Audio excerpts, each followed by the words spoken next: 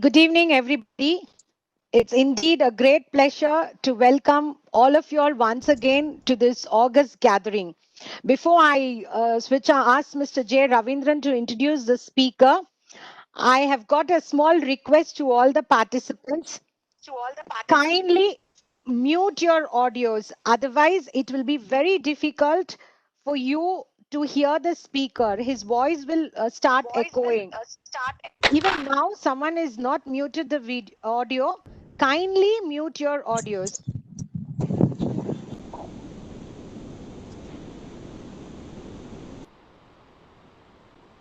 Thank you so much for the cooperation. Yes, I can mute all the audios. I've just got a message. But then what happens if you accidentally unmute? I'll have to keep muting your audios. So that is the reason this humble request is made. I have muted everyone's audio, but as soon as you enter, inadvertently, many of you all unmute your audios. On to Mr. J. Ravindran to welcome the speaker of the day. Yeah, the speaker come. Good evening, sir. Sir, are you able to hear me, sir? Yes. I hope you can hear me. Yeah, I can hear you, sir. Yes. Good evening, everybody. I welcome Dr. Abhishek Manu Singhvi, the Senior Member of Parliament, for kindly accepting our invitation, for agreeing to address this e-seminar. Sir, I thank you, sir. I'm very grateful for it. This gentleman also needs no introduction. His profile is well known to all lawyers, but I have a duty and it's my privilege to say some few words about his profile to the lawyer community. Dr. Singhvi was the chairman of Parliamentary Standing Committee of Law and Justice. He was the youngest designated senior advocate in India at the age of 34, and he was the youngest Additional Solicitor General of India. When he adorned that post, he was at 37. He's a well-known author, columnist, a visible media personality. Everybody can see him on television screens day in and day out. He is the senior most serving spokesperson of the Indian National Congress, and his columns have appeared in two well-known English dailies and have been published in two books which is called as Candid Corner and Straight Talk, both with the foreword written by the former Prime Minister Dr. Manmohan Singh. He is also an occasional columnist in major Hindi dailies, which is namely Dainik Bhaskar and Rajasthan Patrika. Everybody knows that he was awarded the Global Leader of Tomorrow's Award by World Economic Forum, which was held at Davos in the year 1999. In every debates which comes from the Treasury Congress benches, he has been a forerunner, and he is the person who leads in almost every debates right from the year 2006 to till date. He has been the common factor in almost all landmark Supreme Court judgments spanning over constitutional law, corporate law, arbitration, and several other leading enactments. He supports many charities, including the Praya Center for Destitute Children and the Singhvi Scholarship at Trinity College, Cambridge. That apart, the sterling work done by him for over 12 years in Rajasthan from his MP-led funds, supporting nearly 400 projects in the field of health and education. He carries the legacy of his late father, and at my personal level, I have briefed him in many number of matters. In fact, at early times when I go to brief him, I would be wondering that whatever we brief, he will just take down in a single piece of paper, what is the impugned order, where's the page, everything he'll note done. Next day, he will be thorough with the paper book. I would be really astonished because the conference would be for 10 minutes. Next day, what we don't know, he will be telling from the paper book and the law. That is Dr. Singhvi, and he is fondly called as Doctor. Sir, once again, I thank you, sir, for accepting my invite, sir. Please address the August gathering, sir.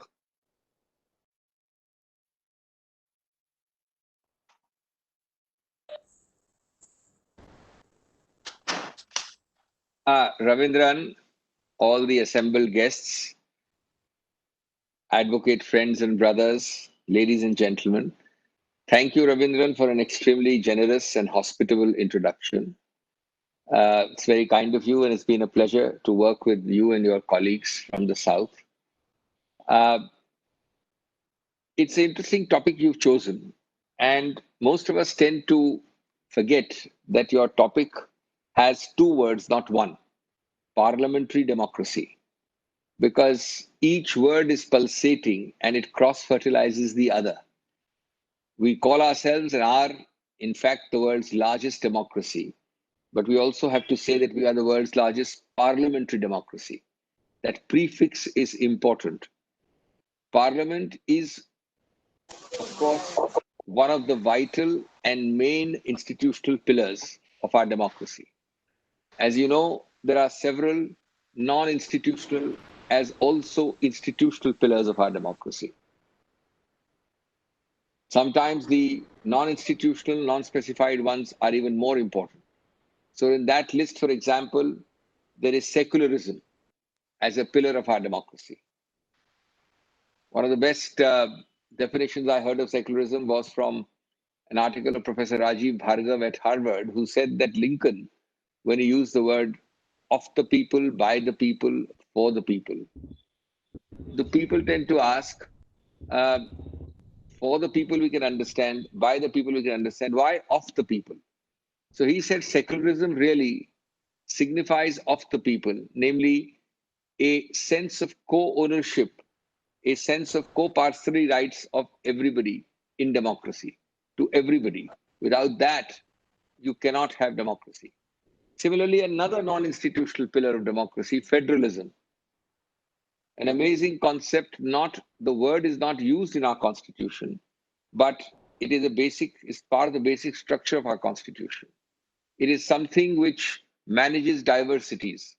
It manages diversities in planet Earth's most diverse spot, namely India.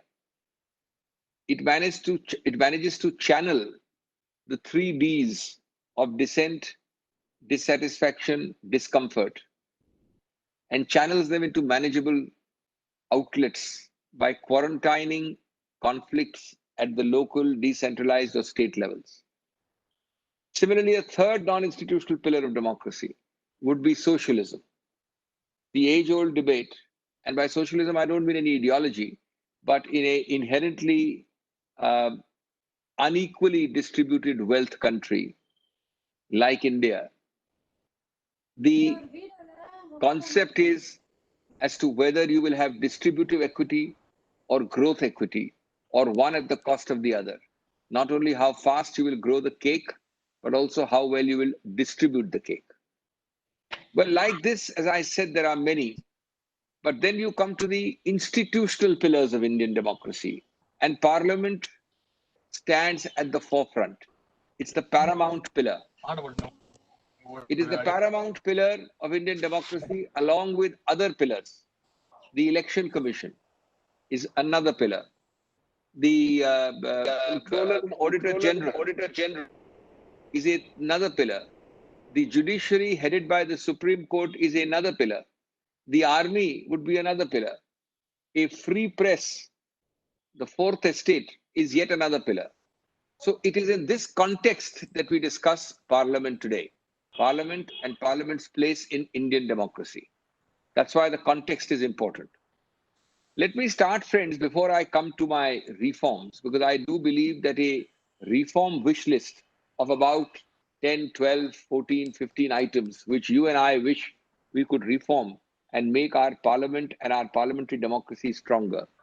Before I come to that, let me start with a very simple question, with which I start some of my other lectures, both abroad and in India. And that simple question is, please ask yourself, you, each one of you, lawyers and non-lawyers, men, women, why is it that India is the only country which has remained a vibrant democracy, having emerged from the yoke of imperialism in the late 40s, As you know, between 1930s and 60s or 1930s and mid 50s, about 30 to 40 countries emerged from British imperialism, from Dutch imperialism, from French imperialism, from American imperialism, from Belgian imperialism. These countries are scattered around Asia, Africa, South America, Australasia. Out of these 30, 40 countries, over a period of 25, 30 years from 1930s to 1950s, all became independent from these imperial powers. But only one country, India, remains a vibrant democracy. Is it not an amazing question, an amazing facet? And if you ask me, the wrecks and ruins of constitutionalism litter the landscape across Australia, Africa, South America, and India remains a shining exception. Question is, if I ask you how, why? Well, my quick answer is, I have no answer. My second answer is, maybe sheer good luck. My third answer would be that perhaps we got the sequencing right. Sequencing means we got Gandhi before Nehru. There is no better agitational politician who could use the atom bomb of ahimsa to get us independence. Nobody else could have, with this vast power, got us independence other than Gandhi. And equally, there is no one better than Nehru, that much vilified Nehru, that Nehru who today you are told that if you sneeze, the cold is given to you by Nehru. That's what the people tell you today. Well, there is possibly no one to have that large-heartedness, that magnanimity, that spirit of democracy in him than Nehru did to preserve, embellish, and enhance our newfound democracy in 1947 and 1950. So I think this combination of Gandhi followed by Nehru is the real answer to my simple question. Well, friends, let's now turn to the topic. And what I will do is, I will give you a few preliminary points about the good fortune and the nature and the spirit of our parliamentary system. The inherent nature on how our parliament functions, and then come to my wish list for reform and tell you 10, 12, 14 points where I think we need to reform parliament. But first, friends, let me tell you, what is the essence of parliamentary democracy? The essence of parliamentary democracy in the first place is not facts, figures. It is not rules, sections, articles of the Constitution. It is the spirit which you have to understand. When I sit in Central Hall of Parliament some years ago, frequently there would be the head of party X in front, prime minister on the left, somebody on the right, and there would be a complete bonhomie and openness about speech. Can you imagine that Nawaz Sharif and Ziaul Haq can sit in the same Central Hall? Can you imagine that the 2 or 3 ladies of Bangladesh, the present incumbent and the other persons who are in opposition, can they be in the same Central Hall of Bangladesh? This is the spirit. Can you imagine that Mr. Vajpayee picks up the phone and congratulates Dr. Manmohan Singh? Or can you imagine that Sonia Gandhi picks up the phone and congratulates somebody else? This does not happen in other democracies. And these are facets of Indian democracy. Obviously, they're so common and obvious that I am referring to the obvious. But they need to be underlined and emphasized. The obvious needs to be underlined and emphasized because we take it for granted. It is this spirit of democracy which we have to preserve. That is why I'm extremely concerned that vendetta politics or a certain narrowness of thinking, which has creepingly grown across the country over the years, is something which is antithetical to Indian democracy. It would be the beginning of the end of parliamentary democracy to allow that narrowness to get entrenched, or to allow that feeling of vendetta. I know that in one sense, your state has had that facet over the years. I know that a state in East India has had that facet. I know that it has traveled partly to a state in northern India. But at the national level, it is unfortunately a new development. And I think it should be eschewed as quickly as possible to preserve this valuable, highly valuable facet of parliamentary democracy. Before I come to my reform wish list, let me just spend a minute on the multiple roles which Parliament plays. Parliament, obviously, the first role it plays is to pass laws. You wouldn't have a parliament if you're not passing laws. Second, it is intended to be a forum for fierce, open, and fair discussion. In that sense, it has been called the temple of democracy, and more accurately, the grand inquest of the nation. It was called the grand inquest of the nation. There is no bigger commission of inquiry under any act than our parliament. Third, it is supposed to symbolize and signify the assent of India's humongous, diverse population to decisions of governance and legislation. So it's a symbolic assent by you and me that these laws, these decisions have our assent. And last, the grand inquest of the nation, which I said, is an extremely important role to ask, to inquire, to question, to warn, to tell you of the pitfalls, to lay down the roadmap for the future, to guide you. That is also a role of parliamentary democracy. Well, friends, having given you that kind of 2 or 3 part opening, let me straight away come and I'll do a kind of a SWOT analysis: strengths, weaknesses, threats, strengths, weaknesses, opportunity, and threats. So all will come together when I come to now, as I am starting my wish list of reform. And in the reform, you will find what is wrong and how it should be reformed. This is, of course, a private wish list. It is not something which I expect will be done immediately or in the foreseeable future. But in webinars and seminars like this, it is important to lay out our thought process, to hope for it, and eventually, slowly, with public opinion, it will be translated into result. Well, friends, my first reform is the lament I have about the fact that members of parliament in a parliamentary system of democracy, it's not a presidential system, as you know, have no power to initiate legislation. So as a member of parliament, I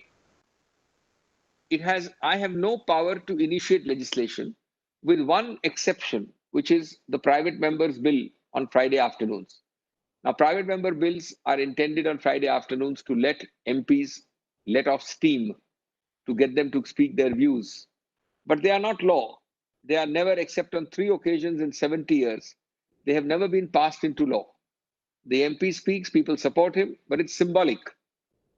Otherwise, a member of parliament does not initiate legislation. This is a big weakness, because only the government of the day, which in fact means the cabinet, alone can initiate legislation. From this follows the second point, that creativity is stultified. So if I have excellent legislative proposals, I can only suggest to the government's business and calendar is overcrowded, and they will not necessarily come up with the act which I want, or a very good, well-drafted act, or an act which I can draft better than the bureaucracy. I think this should be changed.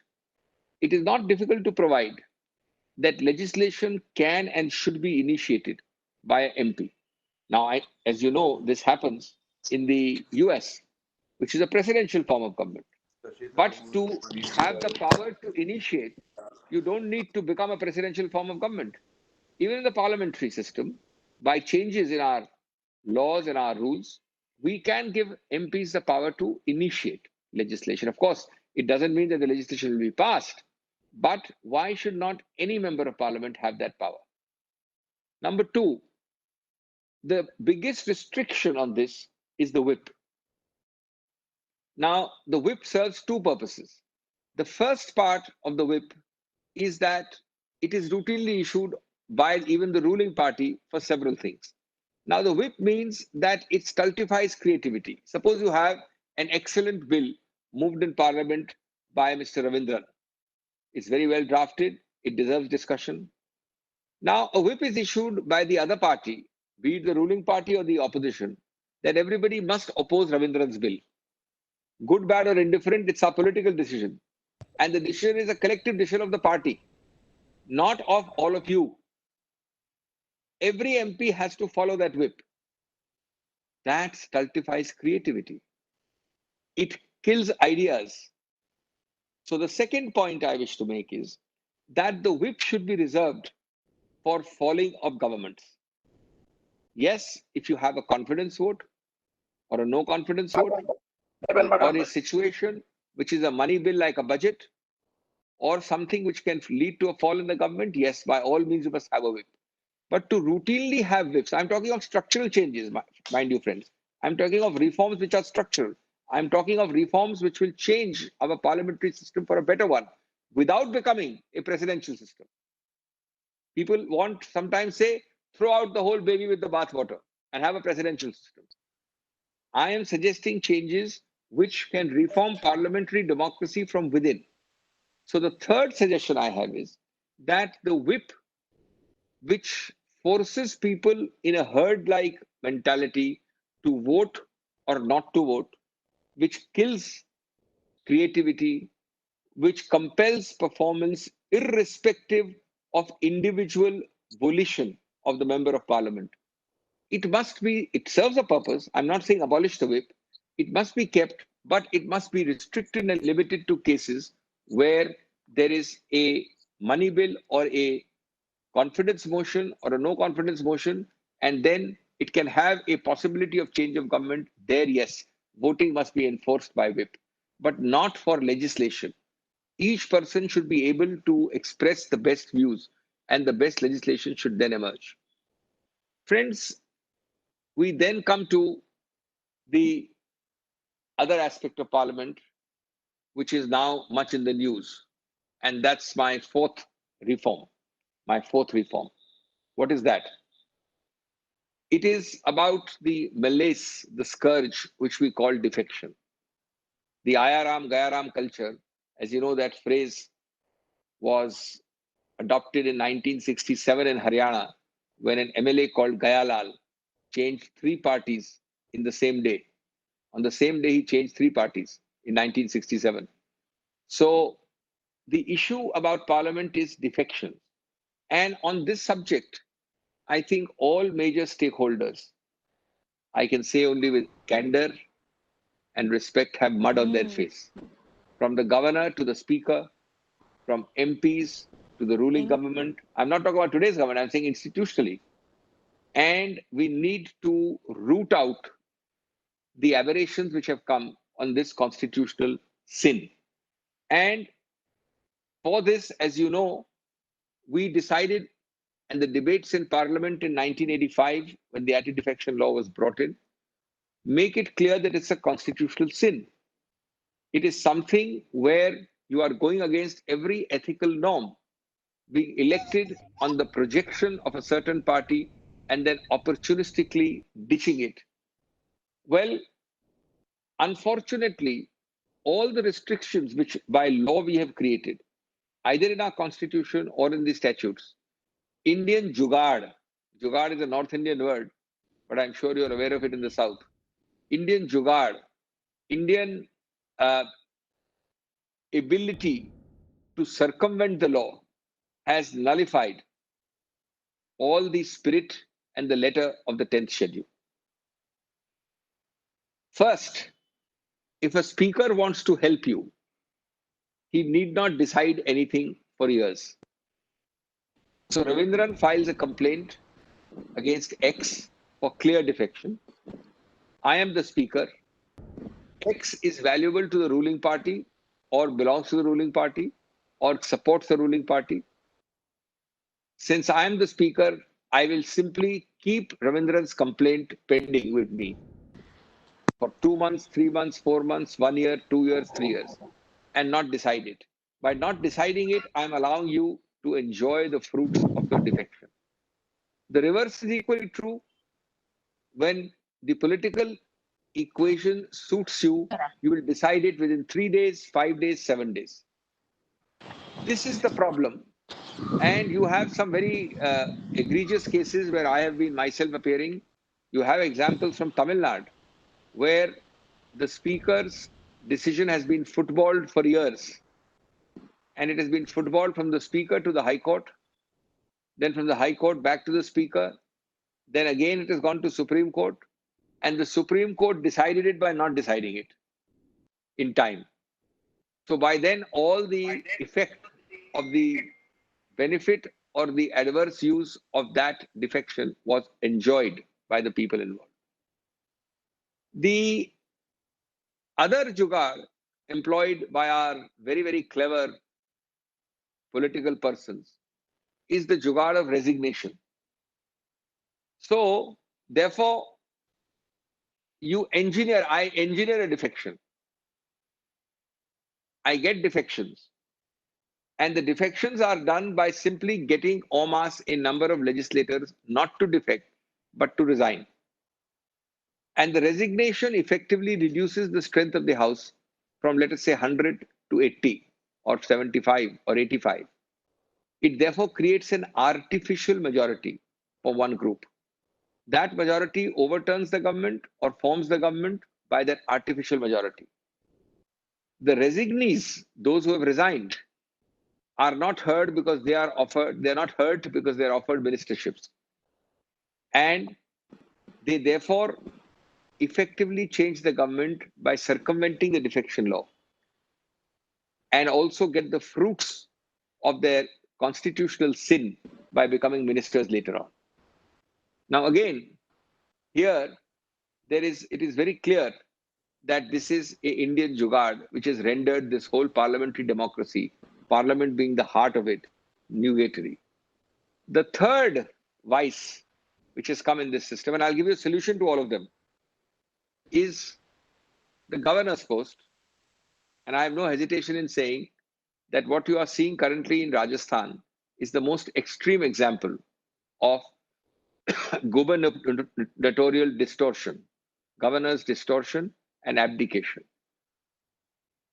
I think unless you are frank and open, we will not realize it. And let me tell you, in law, I'm not talking politics, but law has to be stated to show how actions are completely a decimation and murder of the Constitution. Under Article 174, a governor has no powers except to call a session the moment the cabinet tells him. If the cabinet tells him a second time, there is no vestige of doubt. The governor is not a participant in the assembly. He's only an ornamental, a formal gatekeeper. Ambedkar in the Constituent Assembly said, the governor is so nominal, symbolic and ornamental. I'm quoting his words. I'm quoting him. He's so ornamental and nominal and symbolic that nobody will stand for the post. So we have to nominate him. Well, the governor is like a gatekeeper to a playground. He opens the gate in a formal sense, but he cannot come inside and play. He cannot ask what the agenda is, how people will vote, how they will come, how they will sit. Now, this issue arose in a judgment of the Constitution Bench, 5 judges, in Navam Rebiya's case. There is a very interesting para there which you should read, which points out that in the Constituent Assembly, the earlier version of current 174 was Article 153. And 153 said that a governor should not be bound by what the cabinet advises. Ravindran, I'm getting an echo. If you can just stop the echo. Sir, I have done it, sir. And you can ask some people to mute themselves because I can hear people in between. Now, yes. The governor in Navam Rebiya, it was noted by the court that Article 153 said that there was a proposal in the Constituent Assembly, just imagine, that the governor need not be bound and he should decide in his own discretion. And it was a strong proposal, and it might have been passed. The assembly discussed it and said, no, we reject this proposal and we will draft it as today 174 stands. And we want the governor to be bound. I want to ask you, after this, can the governor, as has happened in Rajasthan, take more than a month to allow an assembly to be called? Well, friends, what does one do? You see, our wise framers, two framers had more wisdom than all our contemporary political class put together today. They had far-sightedness. They had a lot of depth. But nobody frames a document. Some of you are lawyers. You may frame an agreement, a contract, make legislation. Nobody frames it providing that if you sneeze on the right side, you should look this way. If you sneeze on the left side, you should look this way. Legislations, be it the Constitution of India or legislation, are all supposed to be operated in good faith. The idea is that the people who framed them assumed that those who will operate it will be statesmen, will be balanced, will be non-biased, and they will operate it in a harmonious manner. So what do you do when a governor does not do this? It's very easy to say, go to court and get embroiled, and the court issues notice, and then says rejoinder, and then says counter. And that 3 weeks, the governor says, now you've gone to court, the court has not decided, I'm going to do nothing. So everything was not intended to be solved by courts. It was to be intended to be solved with your maturity, my maturity, your good sense and my good sense, your balance and my balance. Unfortunately, when the protectors of the Constitution become its destroyers, no court, no system can save it. That Hindi we say, Rakshak Bhakshak ban jata hai. Who will guard the guardians? These are constitutional posts which are supposed to be guardians of the Constitution. Take another stunt. You change parties and do the constitutional sin of defection. Knowing that I am the speaker and I will disqualify you, you simply file a no confidence against the speaker. So very simple. You are going and defecting, and to disable the speaker, you file a no confidence motion against speaker. Also was decided in the same case, Nawab Rabia. Remember, the speaker is a persona designata under the 10th schedule. He is the only person who is named that he alone can decide. He cannot transfer somebody. He cannot delegate it. So Nawab Rabia says that suppose there is old pen no confidence against the speaker, which is serious of bias, and it is under adjudication, then of course the speaker should stay his hands. But it can't be where the speaker's notice for disqualification is issued. And while that notice is pending, subsequent to that, somebody gives a no confidence motion against the speaker with the sole intention of disabling the speaker. If this was the law, it would be an ass. Because it would mean that everybody who's under disqualification proceedings by a notice from the speaker simply immunizes himself by issuing a notice of no confidence to the speaker. So these are jugaads, circumventions, tricks, some of which have been dealt with in courts, but they still keep happening. About that earlier point, I said that simply, now I know that in a house of 100, you, Mr. Ravindran, has a majority of 55. I have 45. So as I told you, you simply reduce the house from 100 to 80 by getting 20 of Ravindran's people to resign. How are those people immediately after the government falls and the new government is made, how are they entitled to become ministers again? Well, they are currently in everywhere, in Karnataka, elsewhere being made ministers again. Because there's a provision in our constitution which says that who becomes a minister has to be elected in futuro within 6 months of becoming a minister. So you can remain a minister for 6 months without being elected to any house. Here we need a one-line amendment which says that if you have resigned and created this artificial numbers or majority, then you are barred from being re-elected as a minister or reappointed as a minister for the next 1 year or 6 months. This one-line amendment will take away the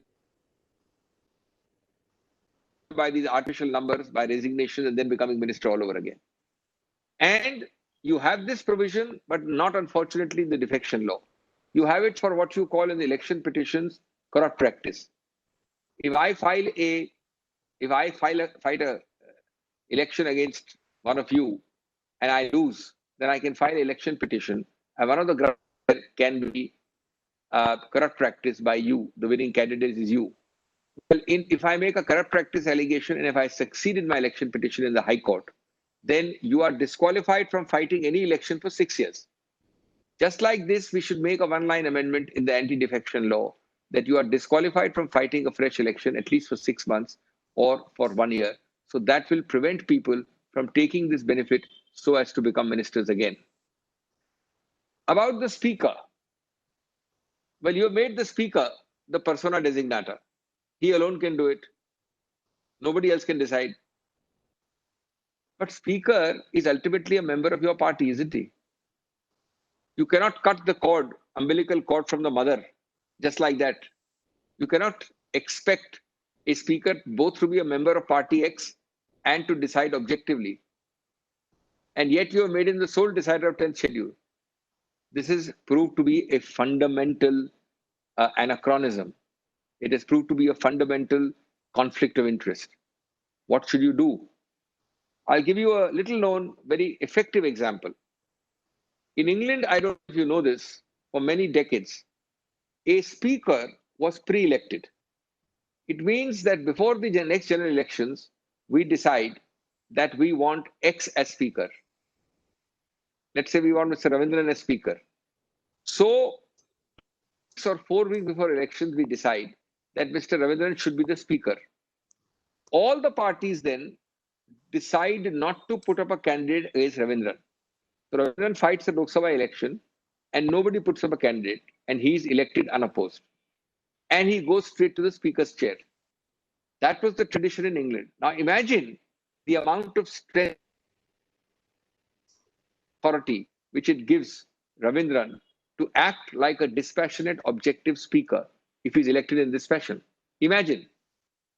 Then he can be an effective adjudicator of the 10th schedule. This happens in England, which is from where we borrowed our system. But we expect that a party man is appointed speaker, and then suddenly we expect him to turn from a crow to a swan, or from a swan to a crow. How does it happen? It doesn't happen in real life. Then, friends, my 7th or 8th reform point. I think it's time that you decide fundamentally. We are all talking about parliamentary democracy, and in parliamentary democracy, this constitutional sin of defection occupies central space. You have to decide whether defection is at all a sin or not. Innumerable Supreme Court judgments have decided it is a constitutional sin.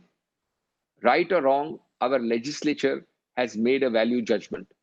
The value judgment is that you will not change, even if you're independent. Suppose I'm elected as independent. I can't change and join the AIDMK or the DMK. That is a change of party. And therefore they say that once you have decided that defection is a sin, then let us make it simple to avoid all these jugards, all these circumventions I told you. Another circumvention going on nowadays is that if you violate a whip inside the house, you are guilty of defection.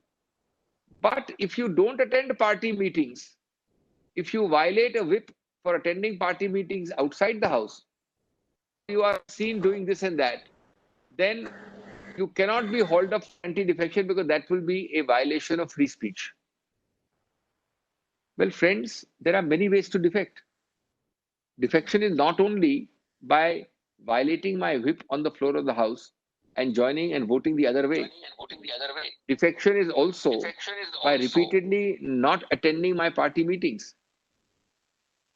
Defection is also by talking. Now just consider, this interpretation of the defection law will mean, just consider, this interpretation of the defection law will mean that in a very strange case today, Mr. Pilot claims to be part of the Congress. He says there has been no voting.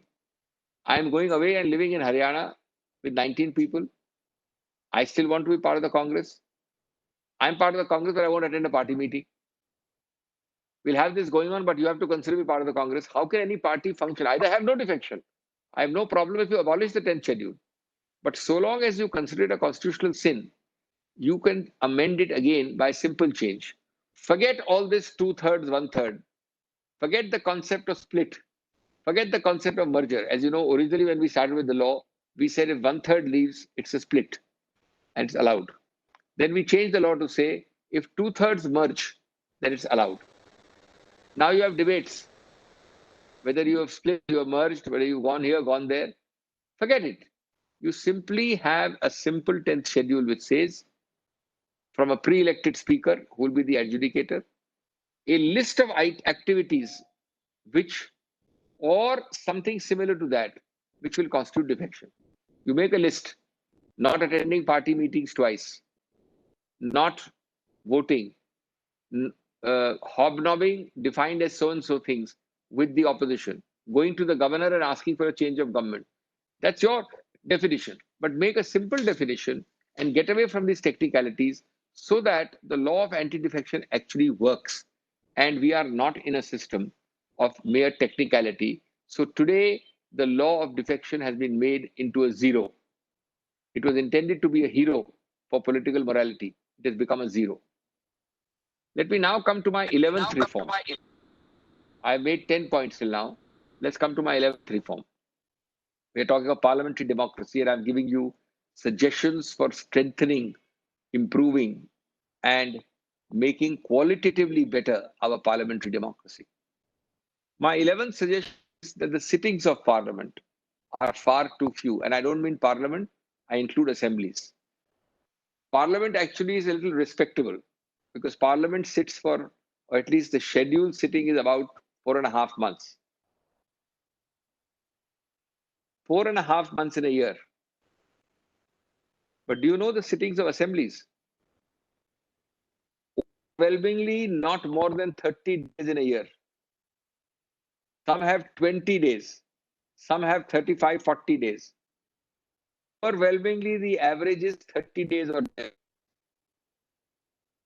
So, an assembly, which is the democratic assent of the people in a democracy, which takes all decisions about democracy, sits for only 30 days a month.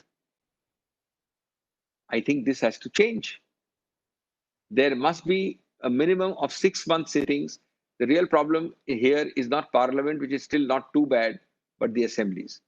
But parliament also, its number of sittings should be increased. I now come to my 12th point, which is a related point to sittings, which is disruptions. Now, disruptions really make parliament look like Emperor Nero of Rome. Parliament is fiddling while the country is burning. And it's not good optics for parliament and parliamentarians to look like this. But what is the solution? We keep on lamenting, we keep on lecturing, we keep on sermonizing, we keep on giving sermons. The real problem is that the problem arises from two facets.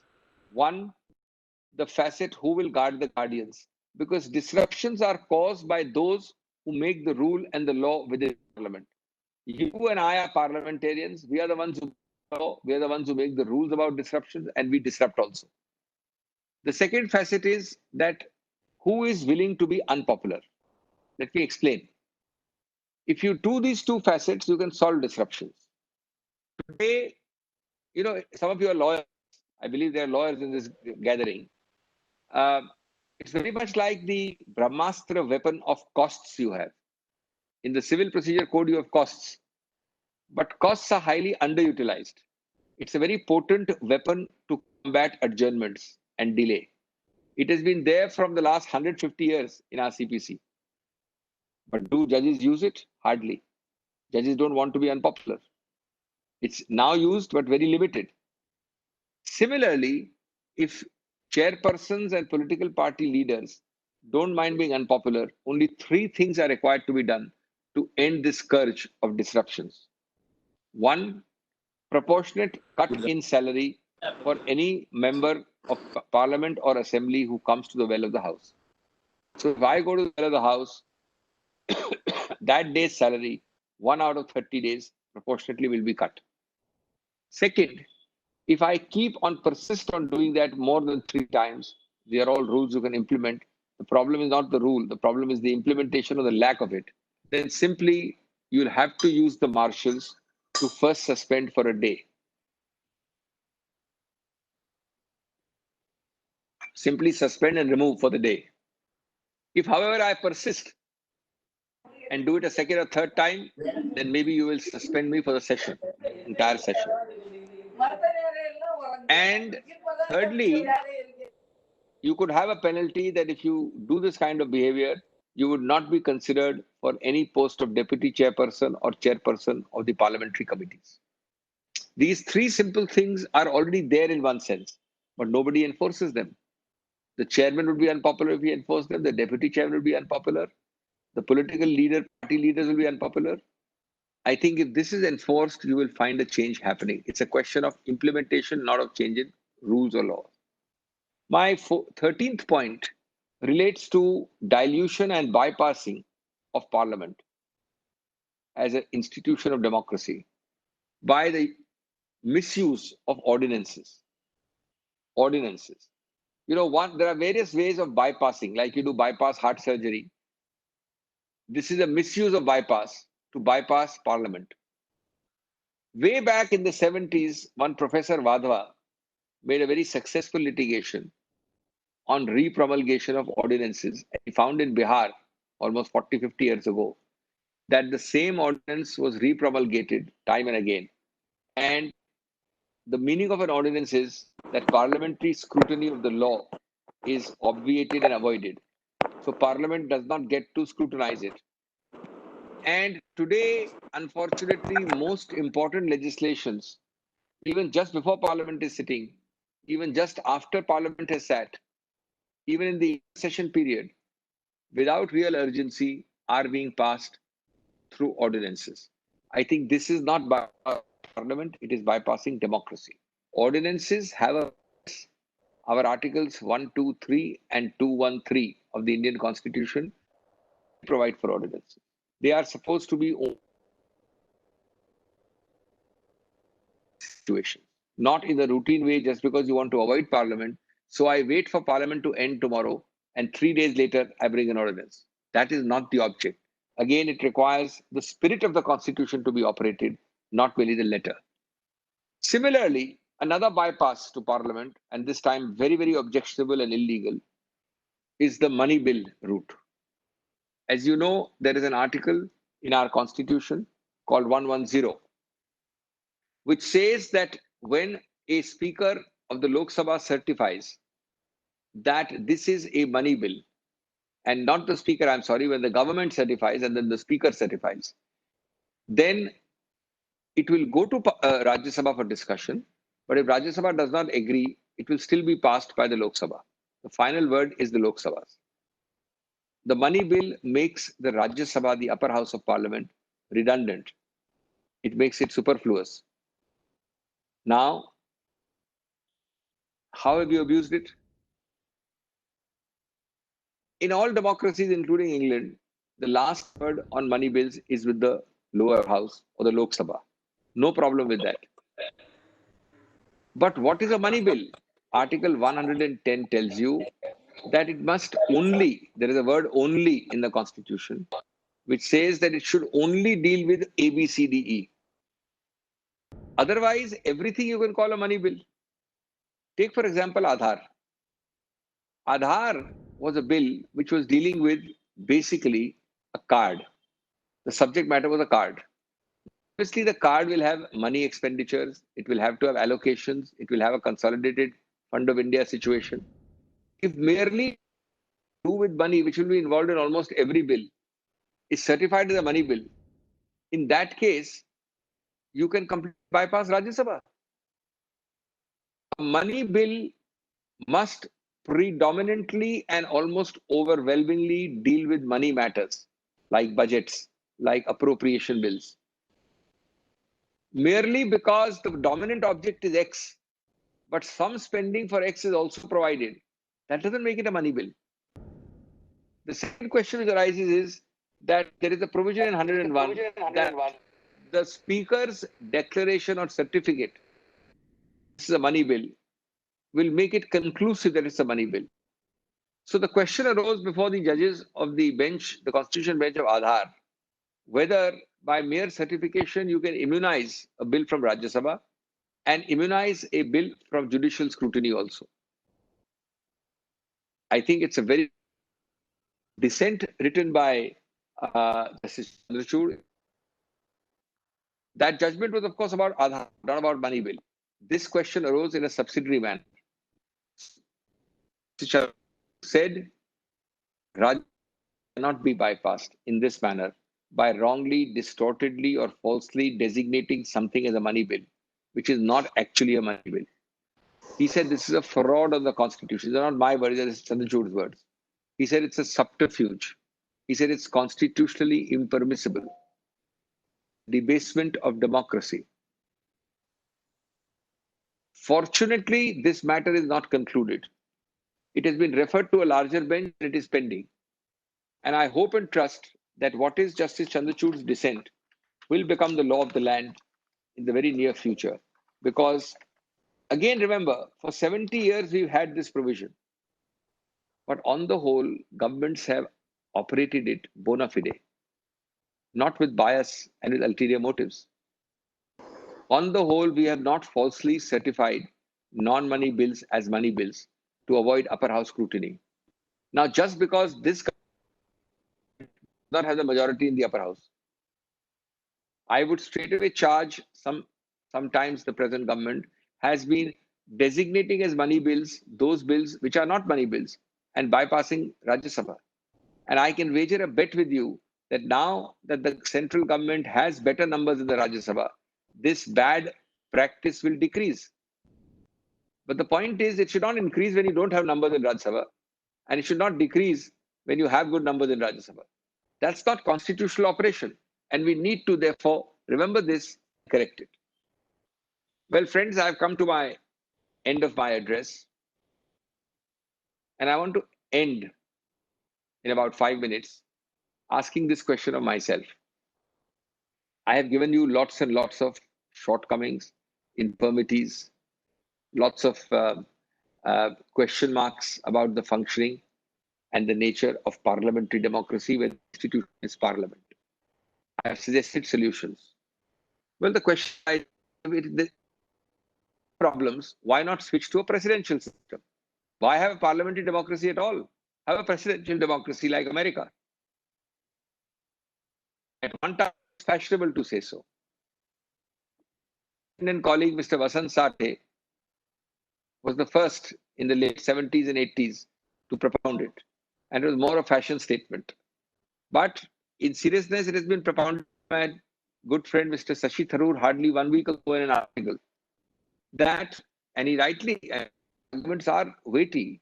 He says 5 problems of parliamentary would be solved if you had a presidential system. 1, you'll be able to get not electable people, but able people. Namely, today you need a person to be a member of parliament to be a minister. So ministerial talent means you have to be electable. And I, Prime Minister, cannot get talent if I don't make you a member of parliament. Second, this whole problem of horse trading, which I've discussed. Third, legislation suffers.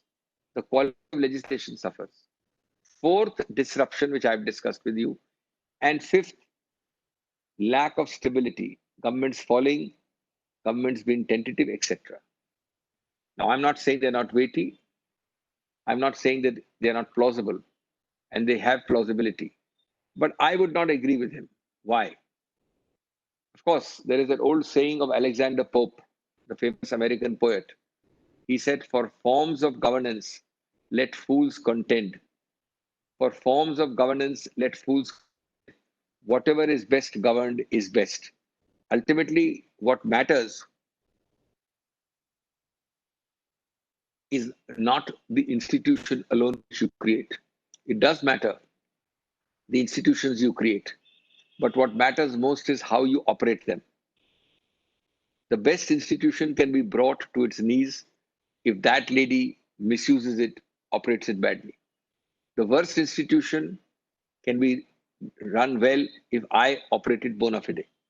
So, keeping that in mind, let me tell you why I would not agree with the presidential system. First of all, create too much. It would put our country upside down.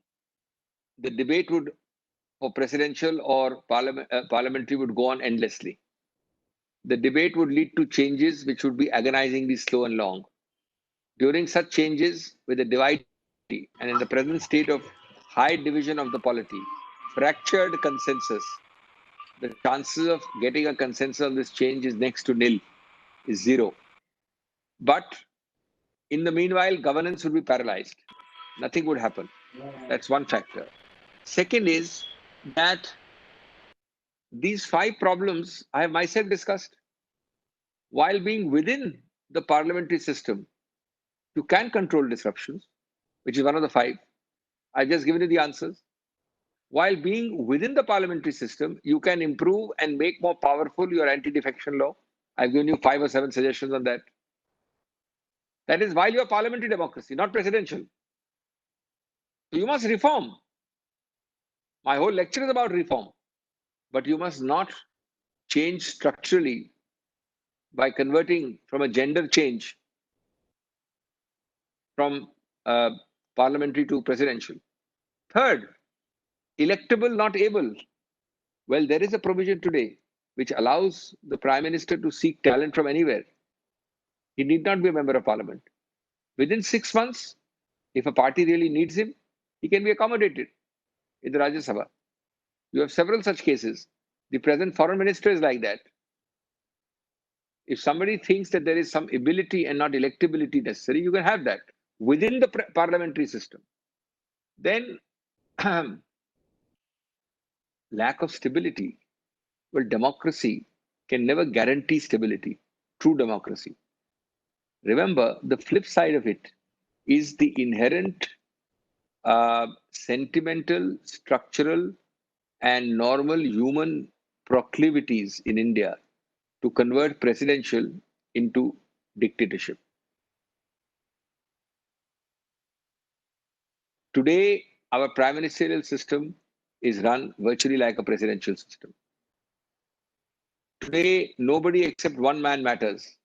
Maybe 1.5 people matter. Imagine if you actually had a presidential system, you would formalize and legitimize it. Accountability would be much less. Then my next point, madam, you just cut off the echo. In a federal, diverse country like India, in particular, presidential would be highly inappropriate. We have a planet Earth's most diverse spot, India. And I think there again, it would be inappropriate. So what I'm suggesting is strong, clear reform, surgical reform, root, branch, and tree reform, quick reform, but within the parliamentary democracy mode. Parliamentary democracy in the world's largest democracy, which we have successfully operated by and large, is something to cherish. We should not get into the trap of endless debates, endless surgery, endless changes in the name of presidential versus parliamentary. I think we can achieve 90% of our objects effectively if we do the reform, many of which I have suggested. But ultimately, it requires a maturity and a spirit, much more than the letter of the law, to make successful any body politic. Thank you very much indeed. I'm grateful. Sir, thank you very much. Sir, we have before you your comrades in the parliament, your foes, everyone there. First, we will start an interactive session with a senior counsel, Mr. Navanitha Krishnan, who is also a sitting MP, sir. He would like to interact with you, sir. Navanitha Krishnan, sir. Sir, good evening. I am Very nice Navneet. to hear. I am Navneet Krishnan. Good evening, sir. I am Very very nice to happy hear your voice. to you. And also, I have taken down your lecture verbatim. So I am having a very big note, and word by I have taken note, and really wonderful. It is highly informative and highly educative, and you are the competent jurist to say about our parliamentary democracy. You have rendered justice for the topic, and also you have discussed the subject threadbare. I am really thankful to you, sir. You are always with the clear cut tone, voice, and also the message is Gary. also very clear. I am not flattering you. I am telling the simple truth. The weaknesses of our parliamentary system and the strong points in our parliamentary system, and also you have expressed your view that you are against the presidential form of system or government. So, and also the speaker to be elected even prior to election.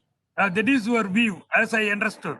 So, it is a good suggestion, and also the defection, and also our illiteracy of our Indian people and their poverty, and also the other religious sentiments and caste affection. I think I humbly feel that, and also the people are not economically very sound. That is the very basic reason for all the defects in our system, or the ills, all the ills for our system. And definitely, I once again thank you, sir. And your lecture must be made compulsory lesson to all the law schools, because those who are interested to know the Indian democracy, parliamentary democracy, how it functions, because of all the 545 members, you are the most competent member of parliamentary democracy. At the risk of repetition, I am telling you have rendered real justice. Sir, your suggestions to reform the parliamentary system, I welcome it, sir. Thank you, sir. Let me just say, I am overwhelmed. Navneet ji is a valued colleague. I have known him before he joined Parliament as a valued colleague of the bar.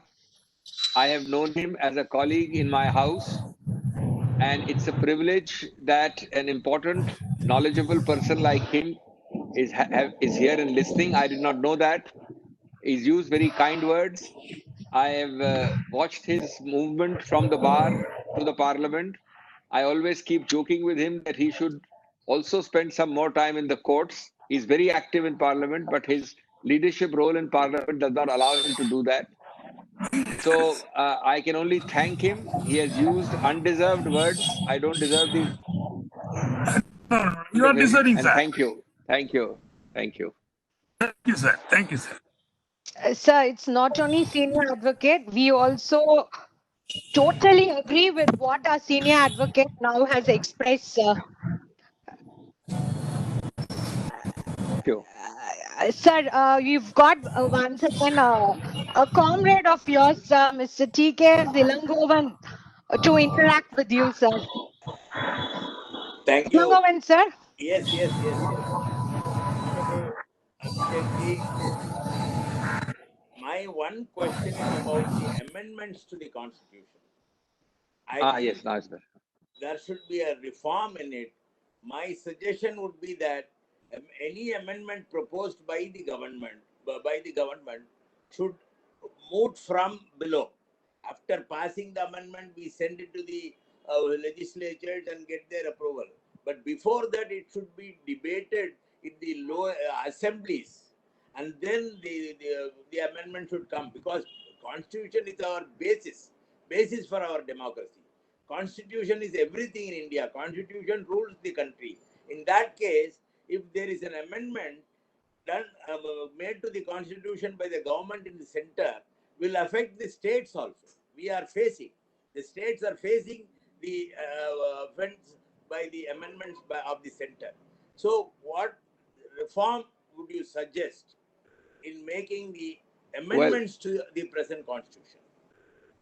Well, I see the force of what you are saying. At one level, you can do it by a simple amendment to Article 368 itself. You know, already there is something by which is used against your argument, but that needs to be expanded to include your argument. 368 has a provision that certain things which directly affect a state need to be ratified by 2/3 of the states. You know that provision of 368. Yes, There are two kinds of amendments. One kind of amendment need not go to all the states, the other needs to go there. yes. Now, what they do is that they use that part of 368 to say that in any case where matters directly affecting state are there, it will need collective assent of the states, and therefore we don't need to take it to each state. That is the argument used. Now, it is true that that part of 368 does have state consultation because 2/3 of states have to agree. Otherwise, it will not be passed. But it may not meet all situations. And for that, they will have to add a whole section or an article in 368. For example, if there is something very specific to Tamil Nadu, Yes. there may have to be a provision which says, I mean, I'm not talking of current, but something which is, or let us say, something to do with Kaveri, which has direct on 3 states. Then a amendment to the constitution, wherever made, may have to have a provision that there should be a full, clear majority consensus by each of those 3 states. Or if it is one state, then it should have a clear consensus by 2/3, or a matter of detail, but that kind of a provision. That we will have to amend and add. And I see the force of what you are saying. That can be done by a simple addition of a clause. Of course, as you know, they have made a reverse clause when they had to pass the GST. I forget the article number, I think it's 256 or 255 or something, where they said that certain laws, because GST would not be passed otherwise. Yes.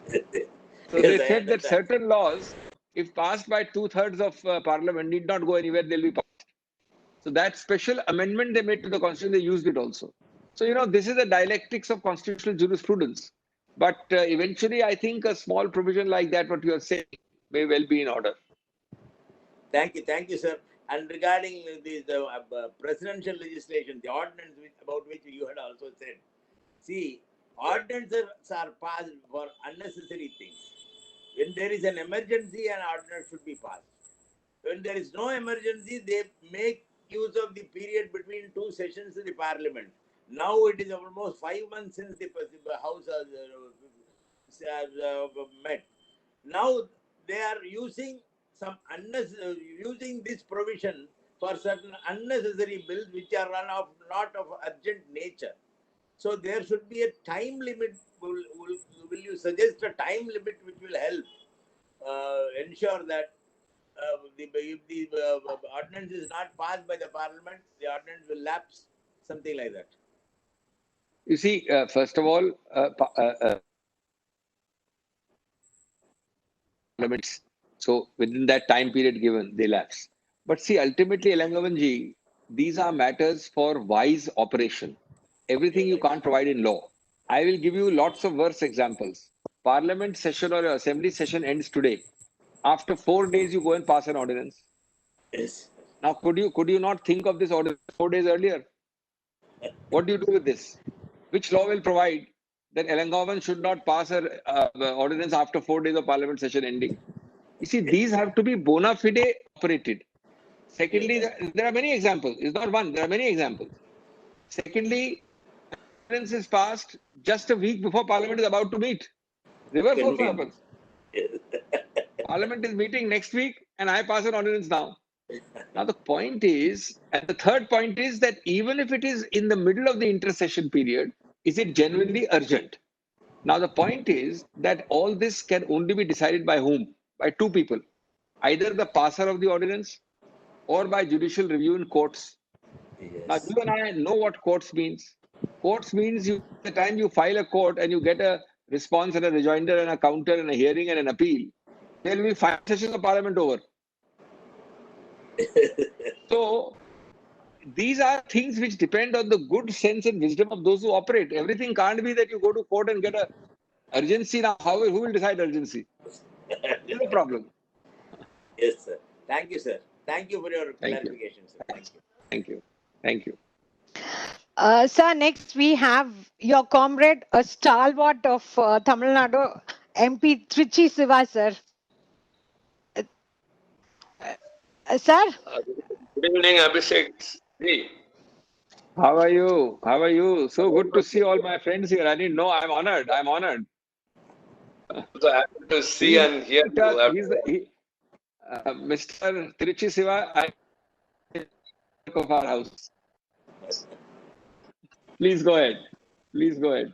No, I was just pulling your leg. I said I like to think of you as the young Turk of our elder house. Yeah. I'm privileged to. Please tell me.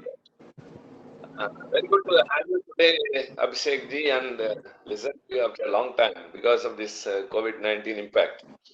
And it's a very important topic we are discussing today, and you are the right person, of course, to elaborate all the queries which we people or others may have in the country. I got 1 or 2 queries. See, in our system of government, see, our constitution ensures federalism is the basic concept, and we have seen in the recent days many instances of erosion of federalism.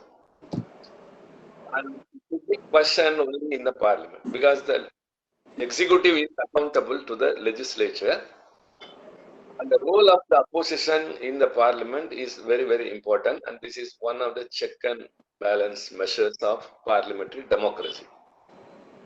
But as in the recent days, either this party or some other party, your party or something, when it gets a majority, the opposition loses its significance. However much the issue that has been taken up by the opposition is important or vital, by way of the majority the ruling party is having, they just bulldoze it off. And this is a very sorry state of affairs. And I would like to put forth 2 suggestions which you may express your expert views. For example, the number of seats which a party wins decide the majority in the parliament or in the legislature. The opposition will be less number of would have one less number of seats. But if you go for the number of votes secured, it will be very less. A very few percentage. Some people, even in Tamil Nadu, for example, 1% of the votes decides. So, would you accept my suggestion that proportionate representation would help in having a check and balance system here, or like the UK, a shadow cabinet system, whereas anything that is passed by the parliament or a minister, it should be countersigned by the minister in the shadow cabinet. Because it is in practice, we follow many things borrowed from the UK as well as even our parliamentary functioning. And second is, since the number of working days of the parliament has come down drastically in the recent days for many reasons, acceptable and unacceptable, the system of parliamentary standing committees are there in practice for the scrutiny of the bills. It's a very good system because even in the parliament, the party's members who belong to a smaller party may not have an adequate time to express their views, and in the committees, everyone enjoys equal time.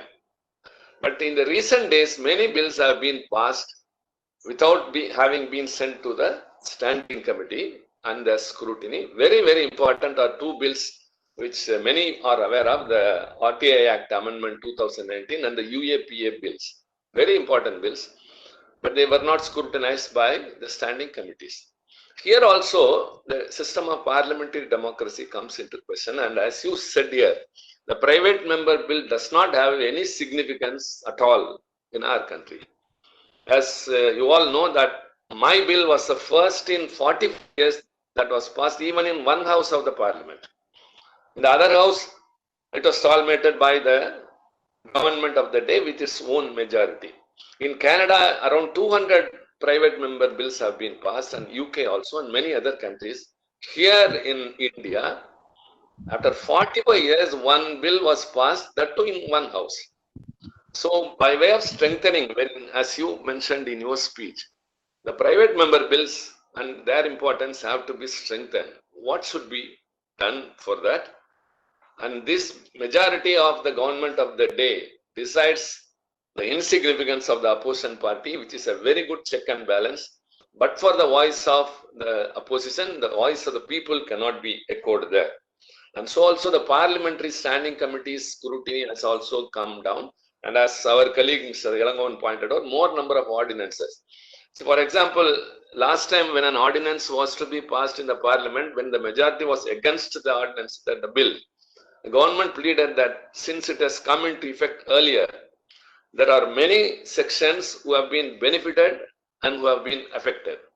Now that if the ordinance or the bill that replaces the ordinance is defeated, we cannot set back everything or roll back everything. That's a very big issue. So kindly cooperate. So it's a other way around the government is following, and more number of ordinances are being brought to pass, to enact laws. So these are the issues. The parliamentary democracy, which we hail as a very, very special thing of our country, has put to such ordeals nowadays. And my main question, as I said, is that two things: proportionate representation and shadow cabinet system, as well as the private member bills importance and the scrutiny of bills in the standing committee. Thank you very much. Doctor, thank before you could Yeah. answer, Doctor, in line with this, I would just like to place, with respect to this proportional representation, if you would see, sir, in the 2014 election, the party which had come into power had only 31% of votes. If it would have been a proportional representation, they would have got only 170 seats in the parliament, which would be short of majority. So, Doctor, it would be nice if you could even discuss about it, Doctor. Now why I value Trichy Siva's views in and out of the House. He has made not one, but actually 5 excellent points. And let me deal with them all one by one. I'll come to proportional representation last, which is probably his most important point. I'll come to it last. Shadow cabinet. I've been a strong votary. I entirely support him. I think it's an important part of reform. Perhaps it should have been part of my lecture also. So far as to say that there has to be a virtual veto power in the shadow cabinet. That would be taking things too far in the Indian context. But first and foremost, we have to understand that we have to create shadow cabinets. At the moment, parties are struggling to have shadow cabinets. I don't know of anybody, you may have info. I don't know of any party which really follows the shadow cabinet system at all. Regional level also. Now, it all comes down to a simple point in India: egos. Fear. If you are able to choose people, if I decide that ABCD is part of my cabinet, I don't see any hesitation.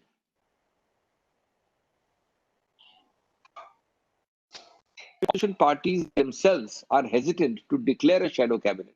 Forget all the achievements of signing and all that. So I think that would be a wonderful start.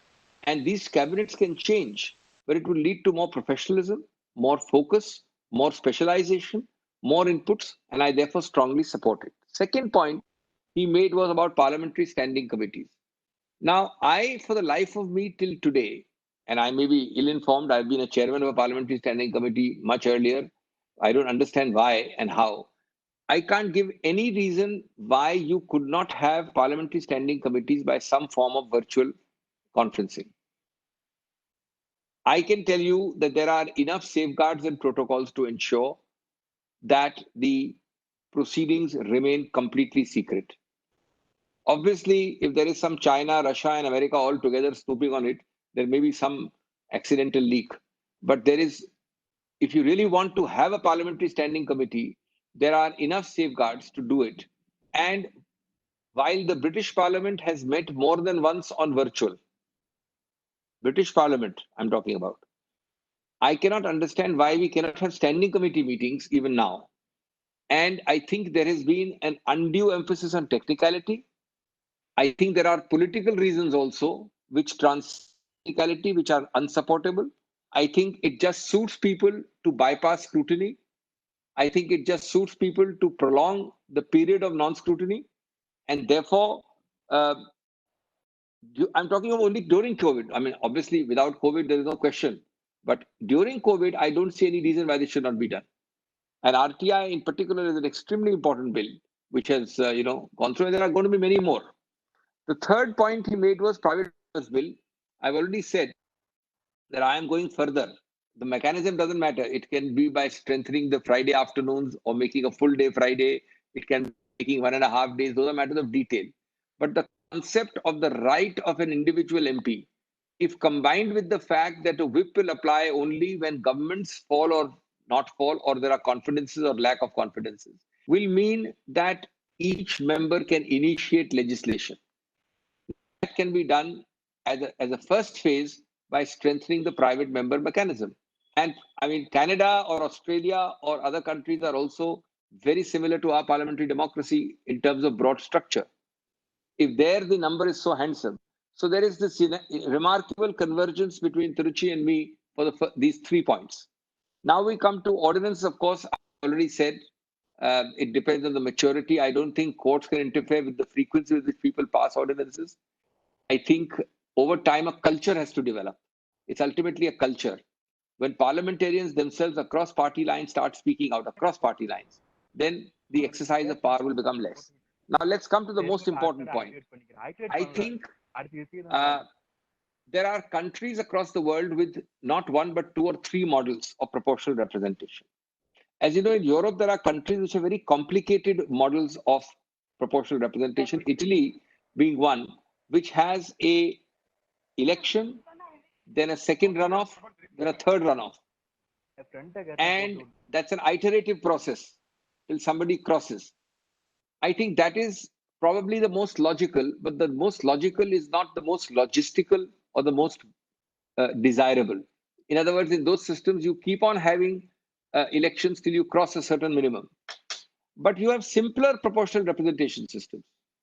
And I would agree that there is no reason why you cannot start. This would be psychologically a major amendment to our system, but it would still be within the broad British parliamentary mold.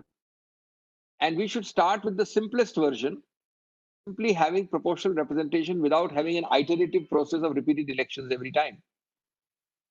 And basically, at the root of this point is the fact that lack of proportional representation, in fact, does not make, it makes a highly imperfect democracy.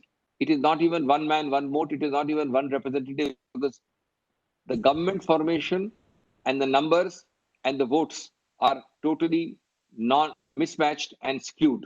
So I think this is something, of course, let me add. So I have this remarkable agreement on almost every point with Tiruchi sir. Normally it doesn't happen, but I think we have a remarkable agreement.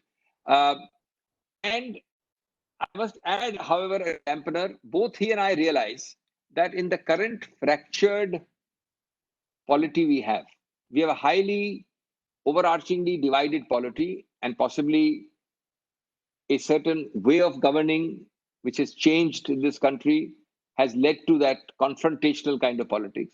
In this fractured polity, I doubt very much if we'll generate a consensus. But it is a consensus which we must try to start, we must initiate, and the longest journeys start with the smallest steps. And who knows, when neither he or I are anywhere near Parliament decades later, if you start the journey now, you might find the fulfillment. And I think that is worth starting, because it will make our democracy truly more representative.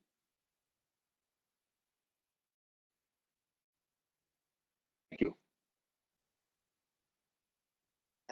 Sir, thank you so much. Sir, there's one more comrade again, sir, who's willing to interact with you. It is MP Ravi Kumar, sir. Ravi Kumar, sir. Very good, very nice to have him. Ravi Kumar, sir, are you able to hear me?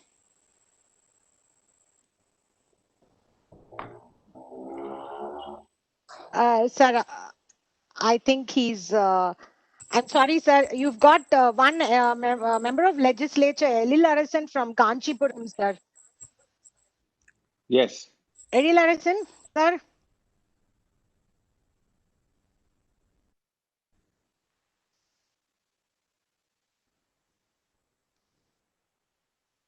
See, he has raised his hands, but then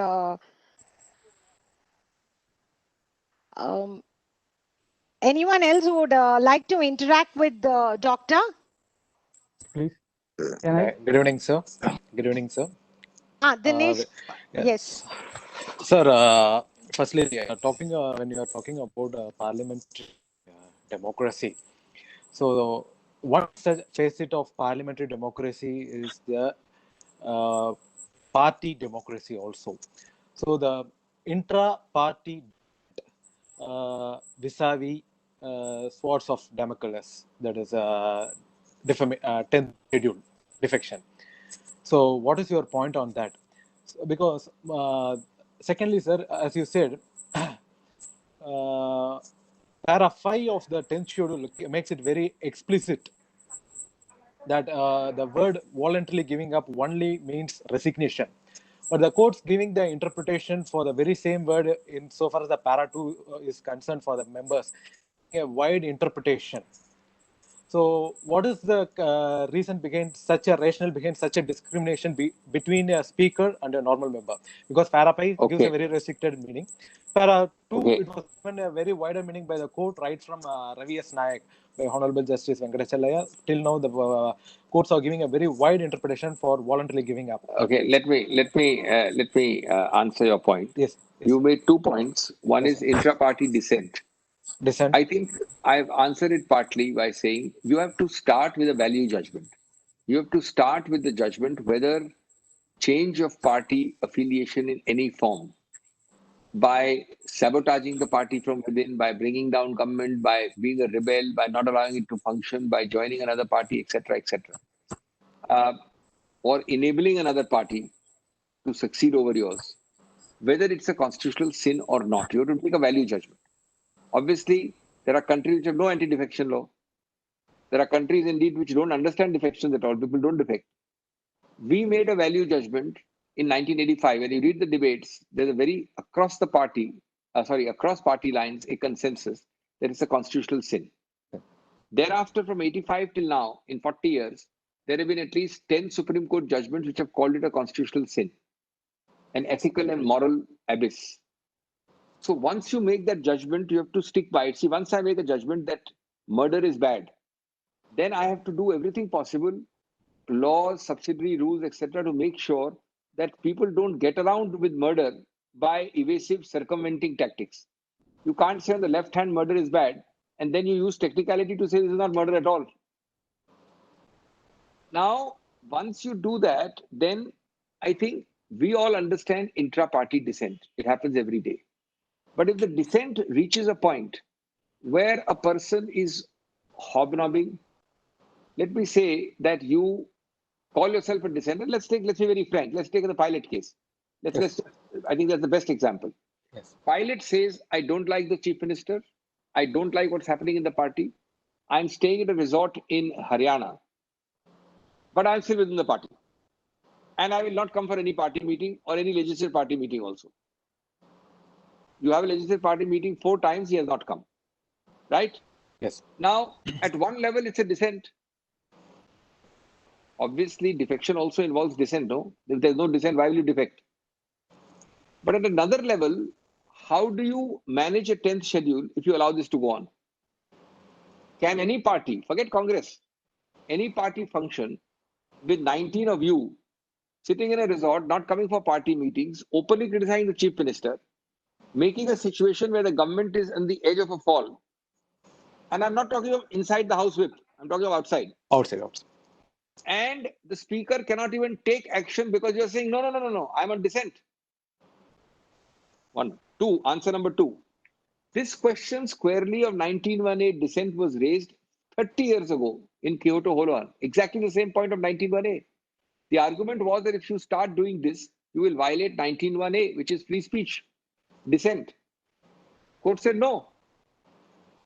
A higher decision has been taken in the 10th schedule, it's been rejected 35 years ago.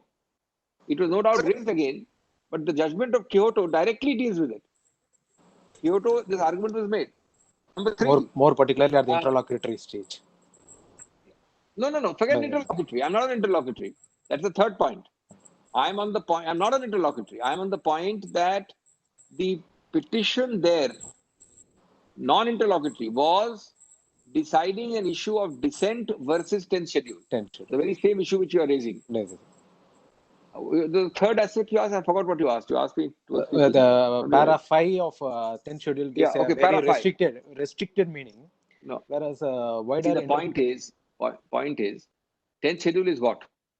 It's a constitution, no? If 10th schedule, you have no other option but to amend the Constitution of India, right? Now, there is one problem. Expulsion was excluded. So if I expel you, then you are out of the 10th schedule. Vishwanathan is a judgment which has expanded it, which is the judgment you're talking about. It's called Vishwanathan. And Vishwanathan has been referred for larger bench, but it is still the law. It has been referred. The question has been referred, but it still operates the law. I think the correct view of the para 5 is that resignations and other forms, all whips, all directions covered, expulsion not covered. But my resignation point in my speech was a different one. It was a stratagem and a jugaad and a circumvention device. You resign, you reduce the strength of the house, you no doubt lose your post, but then back as a minister after 2 weeks or 2 months. That is a larger issue. It has nothing to do with para 5. You need an amendment to say that if you have resigned, then you cannot become a minister for 6 months or 9 months or 1 year again. Okay? Fine. Thank you. Fine. Thank you. Thank you, sir. Sir, your last question is from your host, Mr. J. Ravindran. Yes. Ravindran? Mr. J. Ravindran? Hello. Can you hear me, Sneha? Yes, yes. J. Ravindran, go. Sir, before I could ask a question, thank you, sir. You have made me a member of parliament and a speaker in your speech, sir. I should thank you for that. Sir, Sometimes prophetic. my question is, sir, in US, it is a presidential democracy where people vote for the person. In India, it is parliamentary democracy where people vote for the party. But there are a number of instances where I can cite, though the last instances was in the recent elections, parliamentary elections, which I feel that people voted for Mr. Modi as a prime minister and not for the party is my opinion. Then does it not show that we are also leaning towards presidential democracy? 100% right. You are 100% right. What you're talking is operational reality, not spiritual reality. It happens. Sometimes it happens. Sometimes it happens. But remember two things. One, for the national level, it sometimes happens, and it will not happen every time with everyone all the time. It doesn't happen with Mr. Modi all the time also. But yes, as a matter of fact, Mr. Modi has transcended his own party. Those who do not want to vote for the BJP may also have voted for him. The statistics show that. But that does not mean that the structure of our system can become presidential in form. In operational reality, he operates it today like a presidential system. That doesn't mean that our structure will be altered. Okay, sir. Thirdly,